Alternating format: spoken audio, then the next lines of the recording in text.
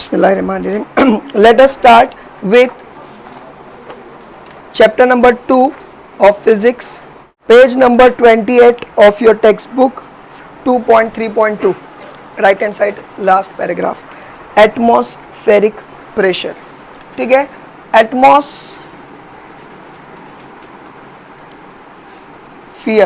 Atmospheric word आया atmosphere. Atmos का मतलब होता है गैस या गैसेस.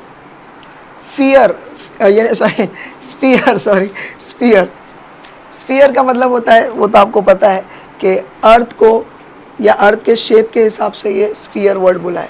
यानी अर्थ के ऊपर जो भी गैसेस की लेयर है उसको कलेक्टिवली एटमॉस्फियर कहा गया है. समझ में आया? अब आप सोच रहे होंगे कि सर हम लोग अभी तक लिक्विड या फ्लूइड के बारे में पढ़ रहे थे, अचानक एटमॉस के बारे में क्यों आ गया? क्योंकि Atmos is nothing but gas. और फ्लूइड में हम लोगों ने क्या बोले हैं? फ्लूइड में तीन चीज़ आती है. हाँ, anything which can flow is known as a fluid. लेकिन तीन चीज़ आती है. एक आता है क्या? लिक्विड आता है, दूसरा आता है गैस और प्लाज्मा. इसीलिए हम लोग अभी गैशियस वाले स्टेट की तरफ जा रहे हैं, इसलिए एटमॉस्फेरिक. समझ में आया? तो ये टॉपिक हमारे लिए इसलिए बोला गया है. ठीक है, एटमॉस्फेरिक प्रेशर. अभी देखो, सबसे पहली बात कि हमारे अर्थ के ऊपर just about the earth surface, ठीक है, बहुत सारी लेयर्स है, बहुत सारी लेयर्स है. अगर ये हमारा अर्थ है सपोज, ठीक है, तो इसके ऊपर वेरियस लेयर्स है. अब लेयर्स मैं पूरे नहीं बना रहा, मतलब ऐसा ऐसा बना रहा हूँ. समझ में आया? ये ऐसे ऊपर ऊपर लेयर्स है. उसके नाम याद रखने की आपको ज़रूरत नहीं है, ठीक है.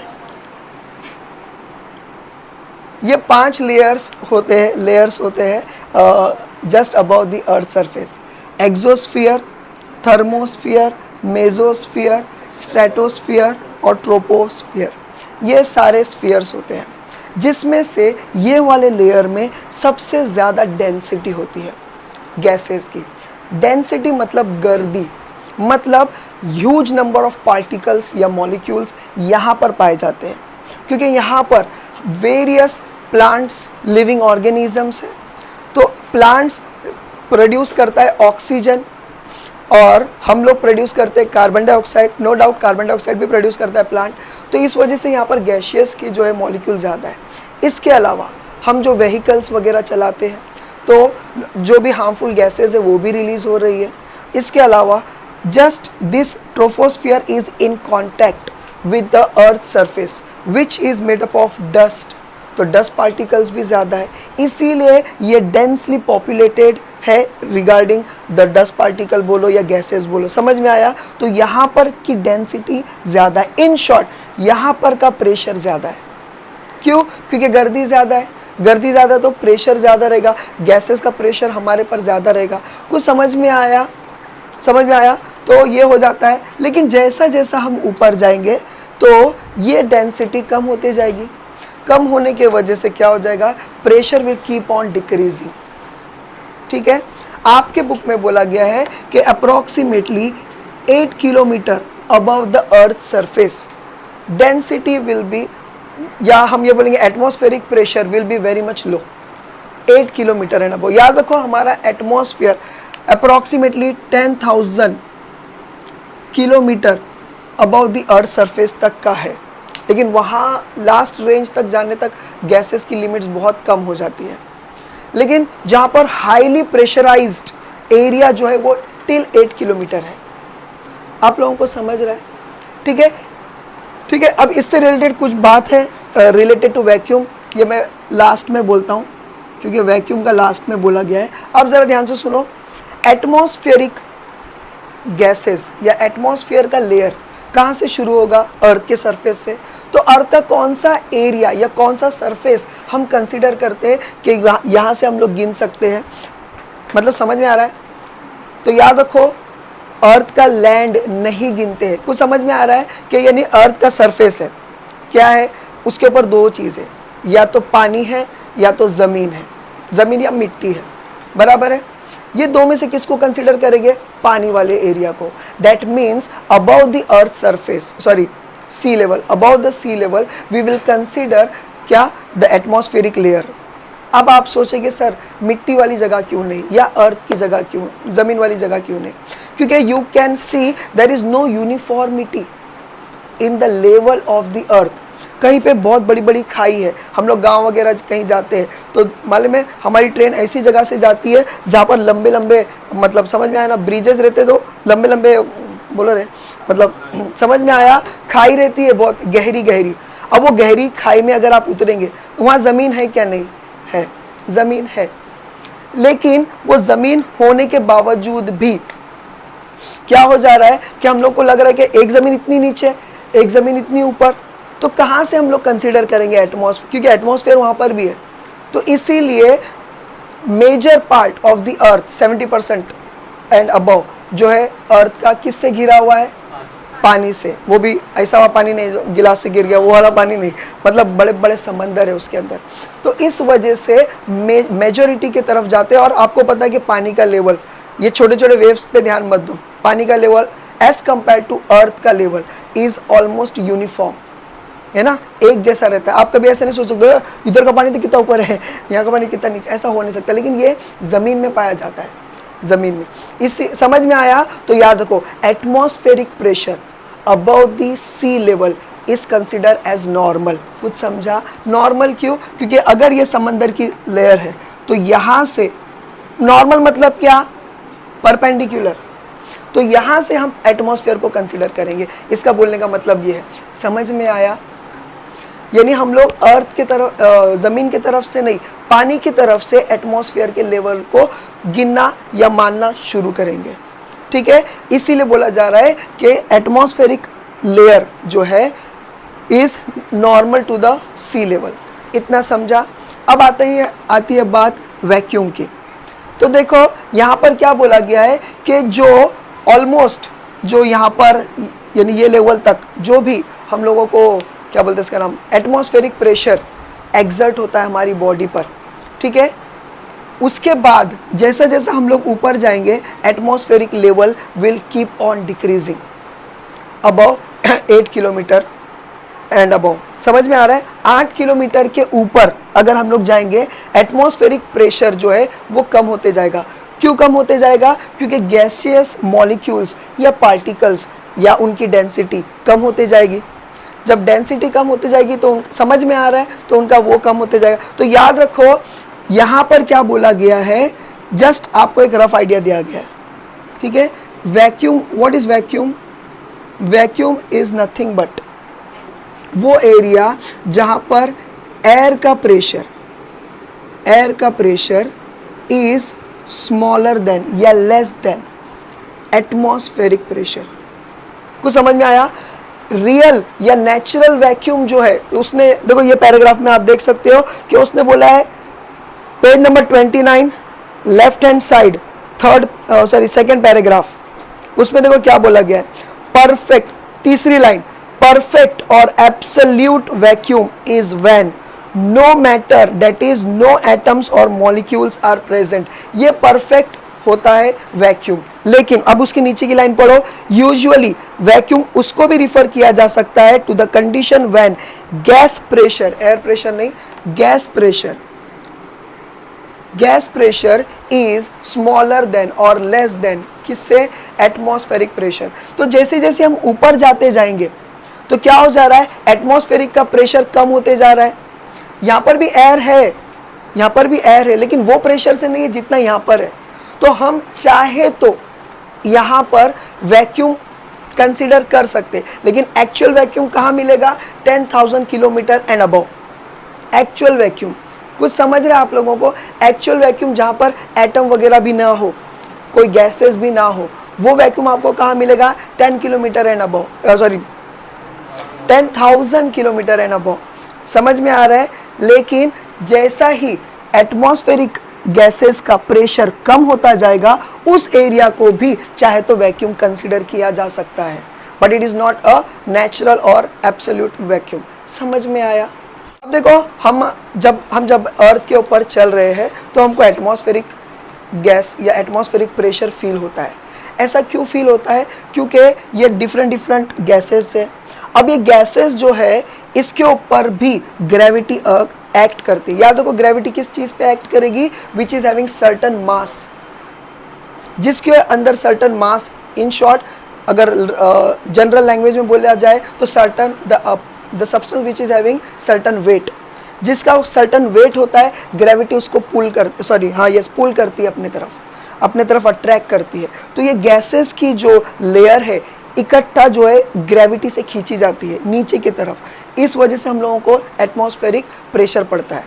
फिर नो डाउट ये गैसेस है, इनका इंटरमोलिक्यूलर फोर्स ऑफ अट्रैक्शन क्या बोलेंगे ना, कच्चा है, या फिर हम ये बोलेंगे कम है, जिस वजह से वो फ्लो भी होते हैं। तो हमारे को एटमॉस्फेरिक प्रेशर ऐसा भी लगता है।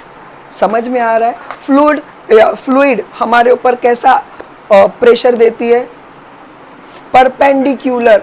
अगर मैं ऐसा खड़ा हूं तो मेरे सर और मेरे कंधों पर कैसा रिएक्ट हो रहा है, नॉर्मल नॉर्मल नॉर्मल।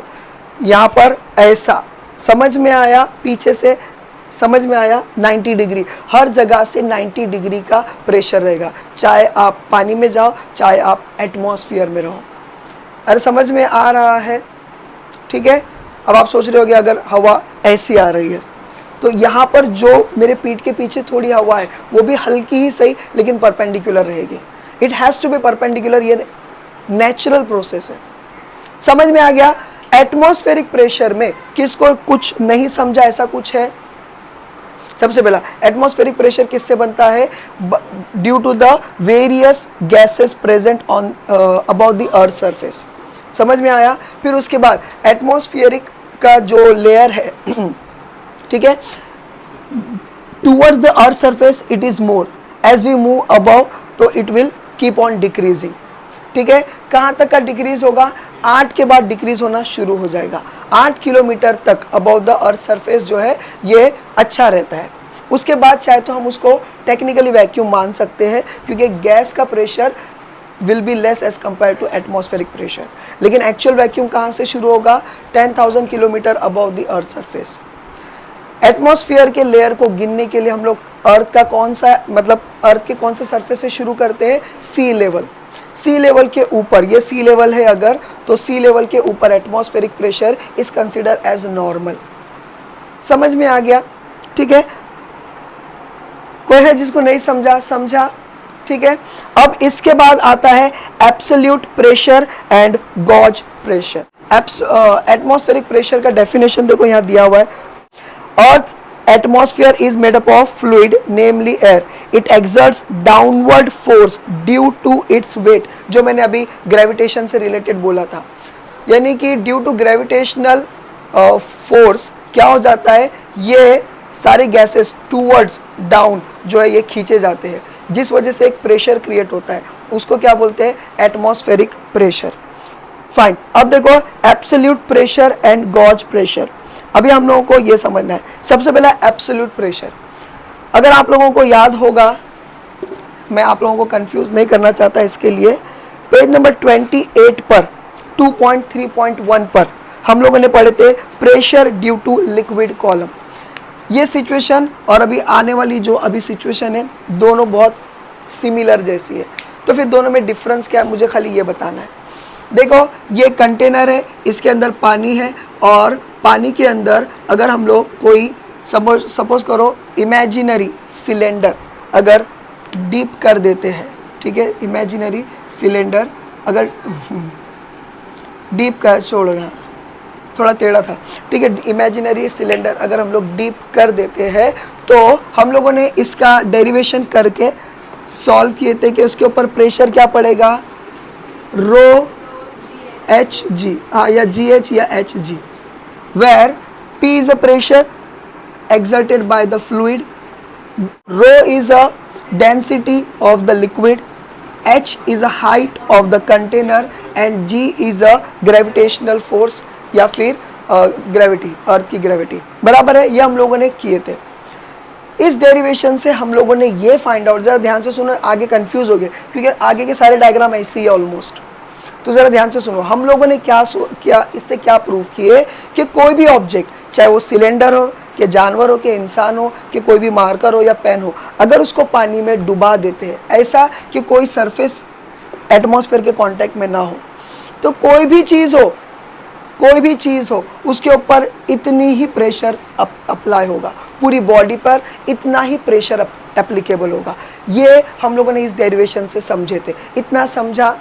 लेकिन अब जो हम लोग करने जा रहे हैं गॉज प्रेशर और वो जो भी है वो जो करने जा रहे हैं, उससे हम लोग क्या पता करने जा रहे हैं कि भाई अक्खी बॉडी नहीं, पर्टिकुलर पॉइंट पर मैं चाहता हूं कि भाई इसके स्टार्टिंग पॉइंट और एंड पॉइंट के बीच में कितना प्रेशर रहेगा, समझ में आया?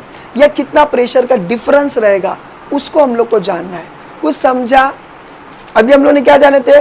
ओवरऑल, लमसम, एक साथ। अरे समझा? सब लोग, कोई मेरे से पूछा मिसाल के तौर पे कि भाई अक्खा बकरा कितने का अक्खा बकरा कितने का? हम लोगों ने बोले भाई 10,000 का। लेकिन आप बोलेगे भाई किलो के हिसाब से बोलो। अब समझ में आया? तो किलो के हिसाब से सपोज कर मेरे को नहीं मालूम, लेकिन 600 रुपये किलो ऐसा समझ लो मिसाल के तौर पे। कुछ समझ में आ रहा है? हमने जो देखे थे ये अक्खा बकरे का था अब समझ में आया कि अक्खी बॉडी पे कितना प्रेशर पड़ेगा, वो ये था। लेकिन अब हम लोग क्या कर रहे हैं? इंडिविजुअल, भाई पाए कितने का दिया, मुंडी कितने का दिया, अब समझ में आया? किडनी कितने का दिया, बकरे की कितने का दिया, समझ में आया? तो हम लोग वो देख रहे हैं कि भाई सर्टन पॉइंट पर कितना प्रेशर हो सकता है, वो फाइंड आउट करने की कोशिश कर रहे हैं। और उसके अलावा अगर दो पॉइंट के बीच में प्रेशर का अगर मुझे डिफरेंस जानना है, वो डेरिवेशन करने जा रहे हैं। समझ गया तुम लोग को कल के और आज के डेरिवेशन में? हाँ, ये हम लोग ये फाइंड आउट करने जा रहे हैं। इसका न्यूमेरिकल वैल्यू नहीं फाइंड आउट करेंगे, खाली बस फॉर्मूला कैसा बनता है वो देखेंगे। अब हम लोग क्या देख रहे हैं? एब्सोल्यूट प्रेशर का डेरिवेशन देख रहे हैं। क्या देख रहे हैं? Absolute pressure. चलो लेट अस स्टार्ट। सबसे पहला let us consider an imaginary cylinder is been submerged inside the water. और हम ये अज्यूम कर रहे हैं कि it is at equilibrium. Equilibrium मतलब क्या? ना ये ऊपर जा रहा है ना ये नीचे आ रहा है, ये कहीं ना कहीं बीच में है, ना ये मूव हो रहा है, ना ऊपर आ रहा है ना नीचे जा रहा है, कुछ नहीं, बस ये ऐसे ही रुका एक जगह पर एट रेस्ट है, सपोज करो। समझ में आया? लेट अस कंसीडर कि इसकी जो हाइट है वो क्या है? h। अक्खी हाइट क्या है? h। इसके टॉप पर जो प्रेशर पड़ रहा है वो क्या है? P1। इसके बॉटम पे जो प्रेशर पड़ रहा है वो क्या है? P2। समझ में आया? ठीक है, ये पॉइंट जो इसका टॉप है उसको मैंने x1 लिया हूँ, इसको x2 लिया हूँ, ठीक है। और इसके ऊपर अब देखो मैंने क्या बोला हूँ कि अच्छा एक चीज़ मैं बोला नहीं, इससे पहले मैं एक चीज़ बता देना चाहता हूँ कि सपोज़ करो ये वाटर का टैंक है, ठीक है, इसके अंदर ये पानी है और कोई भी चीज़ अगर इसके अंदर सपोज़ करो डाली जा रही है, कोई भी चीज़ अगर इसके अंदर डाली जा रही है, तो होता क्या है कि कोई भी ऑब्जेक्ट हो अगर वो पानी में डाला गया तो उसके ऊपर कैसा एक्ट करेगा? Force always perpendicular. प्लीज़ ये बेसिक बात है, ये हमेशा याद रखो। ऑलवेज क्या करेगा? परपेंडिकुलर, चाहे वो ऊपर हो नीचे हो आजू हो बाजू हो किधर भी हो। उस लिहाज से ये नेचर है, उस लिहाज से यानी यहाँ से भी एक प्रेशर एक्ट कर रहा है, उस लिहाज से यहाँ से भी प्रेशर एक्ट कर रहा है, नो डाउट साइड से भी प्रेशर एक्ट कर रहे हैं, ठीक है। अब ज़रा ध्यान से देखो इसके ऊपर जो फोर्सेस एक्ट कर रहे हैं वो कौन कौन से हैं? जो फोर्सेस एक्ट कर रहे हैं वो कौन कौन से हैं? सबसे पहला इसके ऊपर एक फोर्स, अच्छा ये फोर्स को मैं F1 ले लेता हूँ, इसको F2 ले लेता हूँ, ठीक है। F1 जो है ये डाउनवर्ड डायरेक्शन में है, बोलो सही है कि नहीं? डाउनवर्ड डायरेक्शन में वो है क्या? F1।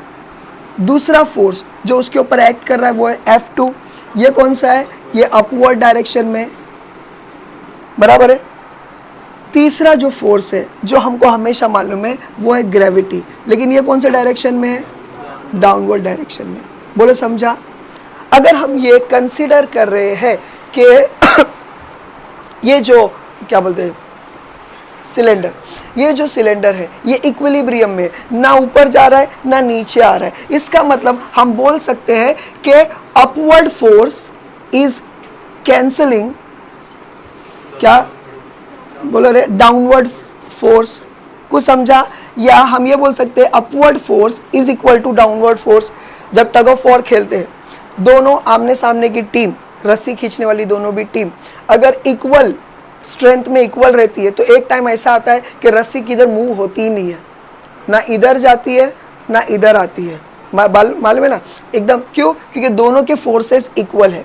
तो अगर हम लोग बोल रहे हैं कि ये इक्विलिब्रियम पे है, ना ये ऊपर जा रहा है या नीचे ना नीचे जा रहा है, इसका मतलब upward force and downward force both are cancelling each other, या हम ये बोल सकते हैं in other words both are equal to each other. तो इस वजह से हम लोग क्या लेंगे, ये अपवर्ड फोर्स क्या है F2 बराबर है is equal to F1 plus क्या ये mg। कुछ समझा? क्यों? क्योंकि ग्रेविटेशनल फोर्स भी एक्ट कर रहा है। वो ग्रेविटेशनल फोर्स किसके ऊपर डिपेंड करता है? वेट पर। और वेट क्या है? mg, 10th का बेसिक। अरे समझा? तो याद रखो ये जो है mg वाला जो फोर्स है it will actually acting downward. तो ये दोनों डाउनवर्ड फोर्स मिलकर एक फोर्स को इक्वल कर रहे हैं विच इज F2। इतना समझा? अभी देखो हाइट से रिलेटेड आपके बुक में कुछ ऐसा दिया हुआ है, वो चीज़ थोड़ा सा कॉम्प्लिकेटेड है, फिर भी मैं समझाऊंगा। h is equal to x1 minus x2 बराबर है, ऐसा करके दिया हुआ है। ये चीज़ को मैं समझाऊंगा बाद में। अब मैं बिना समझाए खाली h के बेस पे भी इसको सॉल्व कर सकता हूँ, पहले मैं वो बता देता हूँ। But we know that P is equal to what, pressure is what, बोलो जल्दी से, परपेंडिकुलर फोर्स अपॉन एरिया। बोलो सही क्या नहीं? Perpendicular force upon area. अब यहाँ पर हम लोगों ने प्रेशर 1 लिए है, फोर्स 1 लिए, एरिया तो दोनों का सेम है, एरिया ऑफ क्रॉस सेक्शन दोनों का सेम है। जा, एरिया ऑफ क्रॉस सेक्शन दोनों का सेम है, तो इसीलिए इसमें 1 या 2 नहीं लेंगे। वैसा ही अगर हम चाहे तो चाहे क्या लेना पड़ेगा, P2F1 परपेंडिकुलर फोर्स। कभी भी परपेंडिकुलर फोर्स बोलेंगे, क्यों? क्योंकि अभी बताया था मैंने सारे फोर्सेस हमारे को 90 डिग्री पे एक्ट कर रहे हैं, परपेंडिकुलर फोर्स। और ये क्या है? एरिया। हाँ तो F2 ना इट्स ओके है ना, इतना समझा। एक टैंकर है या जो भी बकेट है, इसके अंदर पानी है, उसके अंदर हम लोगों ने क्या डाले, एक सिलेंडर सबमर्ज कर दिए, यानी कि पानी के अंदर डुबा दिए, और ऐसा एज्यूम कर रहे हैं कि ये अब ना ऊपर जा रहा है ना नीचे जा रहा है, इक्विलिब्रियम पर है।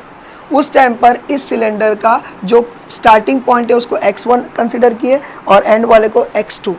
Pressure on the top is P1, pressure on bottom is P2। इसकी हाइट जो है h है, जेबा इसकी हाइट जो है h है, ठीक है। इसके ऊपर 3 फोर्स एक्ट कर रहे हैं, फोर्स ऊपर से F1, फोर्स नीचे से F2, और नीचे की तरफ जो है हमारी ग्रेविटी खींचती है, ठीक है। ये सारा बोलने के बाद हम लोग क्या करेंगे कि अगर ये इक्विलिब्रियम पर है तो downward force and upward force दोनों एक दूसरे को इक्वल है, तो F2 is equal to F1 plus mg, ठीक है। अब F को एक्सपांड करने के लिए हम लोगों ने किसका, प्रेशर का फॉर्मूला लिए, P is equal to what, perpendicular force upon area, है ना, और यहाँ पर P2 के लिए A को यहाँ भेजे तो क्या हो गया, P1 डॉट A, फोर्स 1 का मतलब हो गया P2 डॉट A, यानी मल्टीप्लाई बाय एरिया, ये 2 का हो गया, फोर्स 2 का। ये दोनों वैल्यू इन दोनों में डाले, तो ये दोनों में डाल दिए। अब हम लोग M को एक्सपांड कर रहे हैं, तो what is mass, mass is nothing but product of density into volume, तो हम लोग ने वो ले लिए। लेकिन वॉल्यूम क्या है, is nothing but length into breadth into height, लेकिन length into breadth is nothing but area, height वैसी की वैसी रह गई, तो वॉल्यूम की जगह पर हमको AH मिला, डेंसिटी वैसी थी, ये उठाकर यहाँ डाल दिए M के जगह पर, और यहाँ पर G था, बराबर है। इसके बाद अगले स्टेप में हम लोगों ने क्या किए, A को कॉमन निकाले, इधर भी A है इधर भी A है, ये दोनों को कॉमन निकाले, A यहाँ लिखे, यहाँ पर A था और यहाँ पर A आ गया, दोनों को कैंसिल किए, तो P2 minus P1 is equal to rho HG। इतना समझा? मैं डिक्टेट करूँ क्या? कर दूँ? चलो लिखो, जल्दी लिखो, पहले ये लिखो, derive an expression for absolute pressure in a fluid, derive an expression for absolute pressure in a fluid, ठीक है। अब आंसर लिखो, consider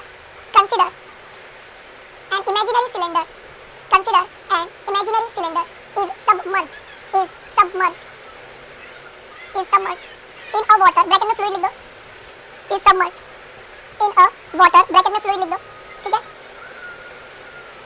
submerged in a water, ठीक है, full stop, ठीक है, let m be the mass of the cylinder, comma, let m be the mass of cylinder, comma, v be the volume of a cylinder, v be the volume of cylinder, comma, a capital A be the area of cross section of cylinder, a be the area of cross section of cylinder, ठीक है, h be the height of a cylinder, या is equal to, समझ में आया, h is equal to height of a cylinder, ठीक है, P1 is equal to pressure exerted by fluid at the top of cylinder, P1 be the pressure exerted by fluid at the top of cylinder, P2 be the pressure exerted by fluid हाँ to the bottom, at the bottom of cylinder, at bottom of the cylinder, ठीक है, x1 is equal to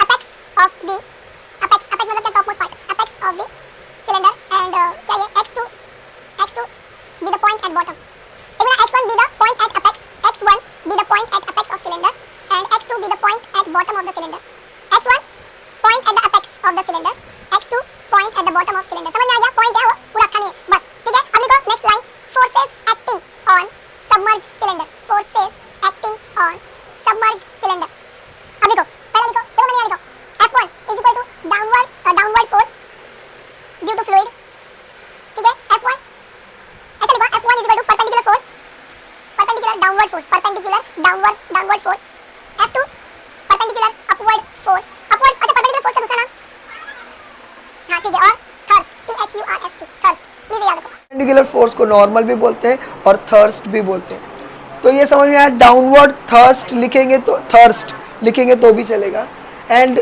लिखो mg, हाँ mg लिखो यहाँ पर, mg, w is equal to mg, w is equal to mg is a downward force due to gravity,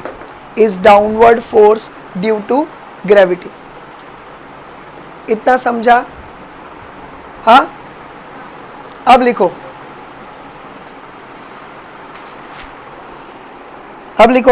as liquid is in, नई line या new line, as liquid is in static equilibrium, static मतलब रुका हुआ, static equilibrium, that is या फिर लिखो hence upward force is equal to downward force, upward force is equal to downward force, full stop, अब लिखो therefore, अब यहां से शुरू करो, therefore F2 is equal to F1 plus mg, इतना समझा, दे दो इक्वेशन नंबर 1, फिर लिखने का we know that P1 यानी P is equal to F upon A, perpendicular force upon A, ये मैंने कल समझा चुका हूँ, P is equal to F upon A, लेकिन यहाँ पर दो प्रेशर है, इसके लिए P1 और F1 देंगे, एरिया दोनों का सेम है, इसके लिए एरिया A को 1 2 3 नहीं देंगे कुछ भी, and P2 is equal to F2 upon A, हो गया, फिर लिखेंगे, क्या करेंगे, अभी देखो इस A को शिफ्ट करेंगे यहाँ पर, समझ में आया, इस A को यहाँ शिफ्ट करेंगे तो F1 की वैल्यू बन जाएगी P1 डॉट या multiply by area P2, sorry F2 is equal to P2 into A, इतना समझा, ठीक है, substituting values of both the forces, substituting values of both the forces, in equation 1, ठीक है, we get P2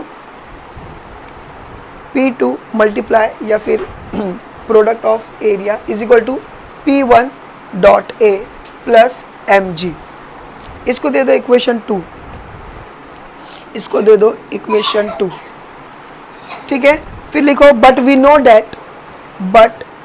date m is equal, एक minute पूरे step से जाओ।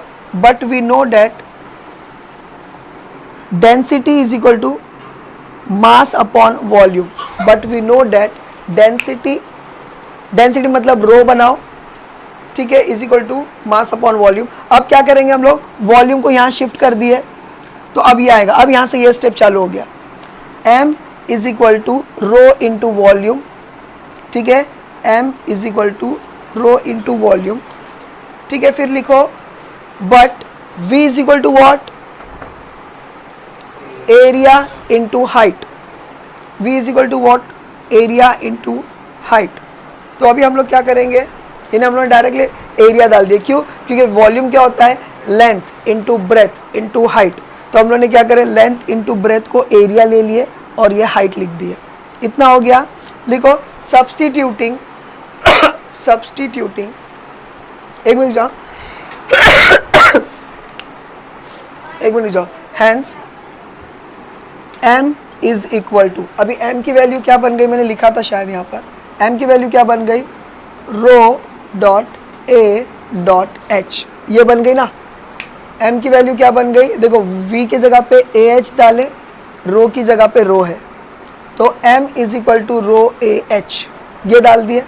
अब डालो यहाँ पर एक लाइन ऐड करो, substituting value of m in equation 2, substituting value of m in equation 2, substituting value of m in equation 2।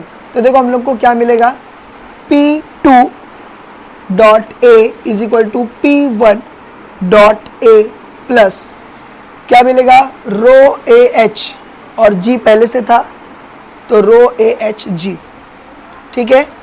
Next इसमें क्या करना है हम लोगों को, टेकिंग आउट कॉमन, तो a को कॉमन निकालेंगे, a को कॉमन निकालेंगे तो क्या हो जाएगा, P2 dot A is equal to, a common निकाले P1 plus rho H G, ठीक है। अब क्या करें, a कॉमन निकला, कैंसल आउट हो गया, एंड फाइनली हमको मिला P2 is equal to P1 plus rho H ji,